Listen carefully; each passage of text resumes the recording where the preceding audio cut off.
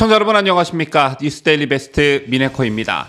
자, 이미 알려진 대로 이재명 민주당 대표가 대장동 위례 신도시 개발 특혜 의혹으로 내일 검찰에 출석할 예정입니다.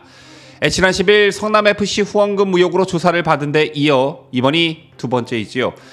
이재명과 관련해 수사 중인 사건은 이 외에도 그 수를 헤아릴 수 없을 정도로 많은데 그때마다 이재명이 출석하는 해당 검찰청에서 개딸들이 소란을 피우고 이재명의 구속을 막기 위해 국회에서는 365일 방탄국회가 열리고 이게 무슨 국민 분열, 국력 낭비인지 모르겠습니다. 이재명이 무슨 나라를 구한 것도 아니고 그렇다고 무슨 대통령을 여기만 대단한 사람도 아니고 일개 야당 대표일 뿐인데 말이지요. 어쨌든 이재명이 이슈의 중심에 선 지 꽤 오랜 시간이 흘렀습니다. 그렇다면 이른바 이재명을 바라보는 국민들의 민심은 어떠할까요? 최근에 발표된 각종 여론조사 결과를 보면 이재명에 대한 검찰 수사가 적법하고 정당하다는 의견이 정치보복이나 야당 탄압이라는 의견보다 우세한 것으로 나타나고 있지요. 검찰 수사가 적법하고 정당하다는 비율이 윤석열 대통령의 지지율보다 높고 국민의힘 지지율보다도 높은 건 진영 논리의 관점이 아닌 대다수의 상식 있는 국민들이 이재명 사법 리스크를 엄중히 바라보고 계시다라는 반증일 것입니다. 이재명 관련 의혹에 대한 수사가 정당하다는 것, 그렇게 생각하는 국민들이 많다라는 것은 이재명이 받고 있는 의혹과 혐의가 사실일 것이다 라고 생각한다는 것이지요. 여기엔 사실일 것이다, 사실에 가까울 것이다, 사실일 수도 있겠다. 국민 각자의 온도차는 있겠지만 최소한 더 많은 국민들께서 민주당이 주장하는 것처럼 정치보복, 야당 탄압이라고 생각하지 않는다는 겁니다. 그리고 이런 민심들이 표출이 되고 있는 이유 중 하나가 바로 국민들의 이재명에 대한 일종의 신뢰가 깨졌다는 거겠죠. 원래부터 이재명이란 정치인에 대해서 신뢰를 갖고 있는 사람들 자체가 저는 이해가 가질 않지만 어쨌든 지난 대선에서 이재명은 윤석열 대통령과 비슷한 지지를 받았던 사람입니다. 그런데 그 이후 이재명의 발언과 행보를 보면 신뢰를 많이 깎아먹을 짓을 많이 했죠. 인천경을 보궐선거에 출마할 때 불체포 특권을 노리고 국회의원 선거에 출마한 것이다 라는 비판이 일자 이재명은 절대 그런 게 아니다라고 항변했지만 결국 방탄을 위한 것이라는 게 입증이 됐습니다. 또 김문기 처장을 몰랐다. 백현동 개발과 관련해 박근혜 정부 국토부에 압력이 있었다. 유동규는 측근이 아니었다. 김성태 쌍방울 회장과는 일면 일식도 없다. 성남FC 후원금 사건은 이미 종결됐다 등등의 자기를 방어하기 위한 말들을 수도 없이 내뱉었지만 향후 거짓말로 드러난 부분이 거의 대부분이었습니다. 범죄 혐의를 받고 있는 피의자가 자신의 결백과 억울함을 호소하거나 수사기관의 잘못된 점을 지적하고 비판할 수는 있지만요. 최소한 이재명이 제1야당을 이끌고 있는 정치 지도자라면 거짓말은 하지 말아야 하는 거겠죠. 바로 이 지점이 이재명의 몰락을 가져올 거다. 저는 이렇게 보는데 김문기 처장을 몰랐다고 했다가 해외에서 골프를 같이 친 사진이 나왔을 때 국민들이 느낀 일종의 배신감, 이재명에게 느꼈던 파렴치함, 이중성 이런 감정들이 앞으로 전개될 재판 과정에서도 여럿 나오게 된다면 깜빵행을 넘어 이는 곧 이재명의 정치적 사망을 의미합니다. 왜냐? 정치인에게 가장 중요시되는 신뢰성을 완전히 잃게 되기 때문이겠죠. 오늘 진중권 교수가 매우 적절한 말로 이재명을 저격해 화제가 되고 있습니다. 이분의 정치 생명, 즉 이재명의 정치 생명은 이제 끝난다라는 말을 오늘 진 교수가 한 것인데 검찰에서 여러 가지 증거들이 다 확보가 되어 있다는 게 진 교수의 주장이었습니다. 또 정치 탄압이라는 이재명과 민주당의 주장에는 여태까지 정치인들 중에서 한 번도 죄 있어 해서 끌려간 사람이 있었느냐며 곽상도 전 의원도 뇌물 50억 원을 받아도 정치 탄압이라고 했다. 감옥에 가보면 죄 있어 온 사람은 없다. 이렇게 반어적으로 이재명을 직격했습니다.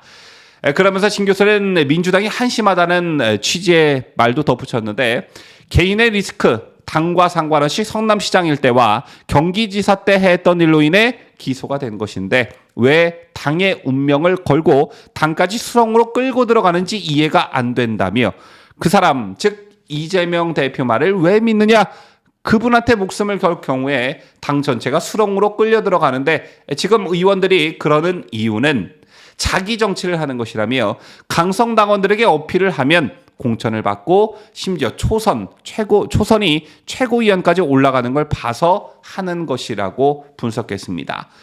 현재 민주당에 영혼 없는 의원들이 많다라는 말을 진 교수가 한 것인데요. 똥인지 된장인지 구별도 못하고 그저 공천이라는 자신의 앞날만을 생각하고 있는 국회의원들이 민주당 내에 많다라는 것을 꼬집은 것입니다. 그런가 하면 저제 본격적으로 이재명에 대한 사퇴 요구가 민주당 내에서 나오기 시작했습니다. 그동안 이재명과 각을 세워왔던 오선 중진 이상민 의원이 이재명의 사퇴를 주장하고 나온 것인데 물론 기소될 경우라는 단서를 달기는 했지만 그동안 금기시되어 왔던 민주당 내 이재명 사퇴론의 물꼬가 될 전망이고요. 이로 인해 민주당의 분열이 본격화될 것이다라는 예상을 해볼 수 있는 대목입니다. 앞서도 진중권 교수가 지적했지만 사실상 이재명을 비호하는 국회의원들이 어떤 대단한 정치적 동지라는 관점, 즉 정치적 의리 이런 관점에서 이재명을 방탄하고 있는 것은 아닐 겁니다.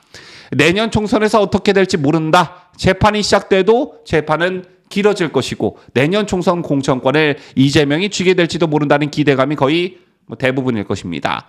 또 이른바 비이재명계 또는 반이재명계의 구심점이 아직까지 나타나지 않고 있다는 배경도 한몫하고 있겠죠. 그런데 이들의 생각이 정말 바보 같은 게 이재명이 공천권을 쥐게 되든 못 쥐게 되든 이재명으로 총선을 치르기엔 역부족이라는 생각을 하지 못하는 것 같습니다. 오늘 이상민 의원도 이재명 체제로 다음 총선을 치를 경우 전망이 밝지 않다라는 말을 했던데 이재명 체제로 총선을 치르자는 말은 곧 한 줌도 안 되는 개딸들 그리고 전라도라는 특정 지역을 가지고 총선을 치르자는 말과 같은 겁니다. 여기에 더해 총선 전 1심 재판에서 유죄라도 나오기라도 한다면 민주당은 그야말로 전멸하겠죠. 물론 우리가 이런 민주당 상황을 걱정할 바는 아니지만 도대체 전과사범 야당 대표 한 명 때문에 시도 때도 없이 국정에 발목이 잡히고 사사건건 여야가 대치하고 국민이 분열하고 이런 상황을 언제까지 이어갈 것이냐 이게 답답하다는 말씀을 드리고 싶은 겁니다. 마지막으로 개인적으로 제가 최근 이재명은 빨리 제거해야 할 암세포구나 이런 생각을 했던 대목이 있었는데요. 신년 기자회견에서 이재명 30조 원 규모의 추경을 주장했죠. 올해 예산안이 국회 본회의를 통과한 게 지난달 24일이었습니다. 예산안에 잉크가 채 마르기도 전에 새 벽두부터 대규모 추경을 하자는 말이 된다고 보십니까, 여러분? 동네 구멍가게도 이렇게 주먹구구식으로 예산을 짜지 않습니다.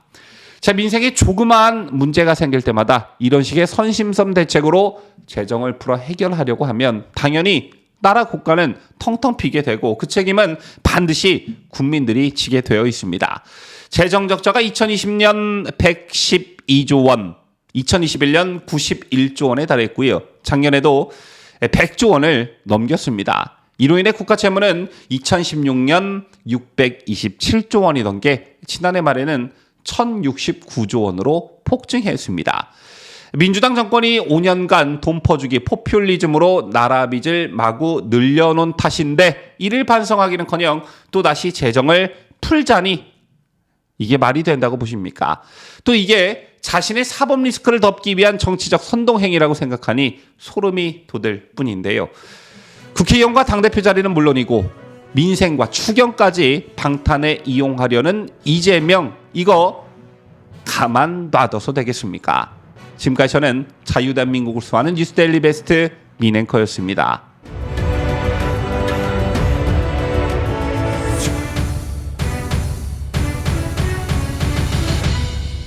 함께해요. 뉴스데일리 베스트.